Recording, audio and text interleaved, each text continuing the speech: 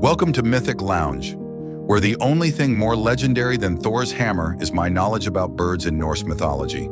And, spoiler alert, I'm about to dive into a realm where eagles soar and ravens gossip. Stick around, because by the end of this video, you'll be able to impress your friends with epic tales of feathered creatures like it's a competition on a Norse trivia night.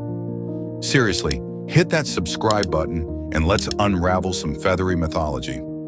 All right, let's get straight to the point. You ever wonder why Norse gods were so obsessed with birds? I mean, they could have picked dolphins, but nope. It's all about those winged wonders. Just think about it. These guys were living in a world where dudes were hopping on ships, fighting giants, and farming the worst vegetables known to man. So they needed some serious avian allies.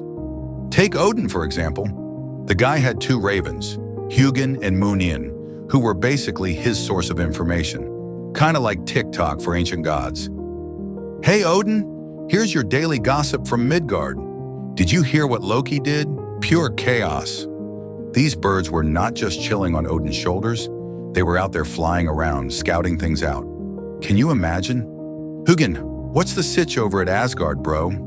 Well, Odin, you won't believe this. Loki has taken up knitting again. Talk about snooping. But let's get serious for a second. Ravens were more than just Odin's gossip buddies. These bad boys were symbols of knowledge and wisdom. In Norse mythology, they were like the original thinking hats. A raven's black plumage, it's not just for looks, it represents the mystery of the unknown. Like, why did Loki dye his hair green? Odin's owls might have been busy sleeping, but old shifty eyes here was out gathering intel. With their sharp eyes and sleek flights, they embodied the intellect that Odin prized above all, like flying degrees in Norse college. Next up, we've got the majestic eagles. These guys were kind of like the Norse warriors of birdland. You couldn't just have a Viking army roll in without some massive eagles soaring overhead like their glorious flag. In Norse lore, eagles were powerful creatures that symbolized strength, and they also had a unique spot in the cosmic tree, Yggdrasil. Picture this.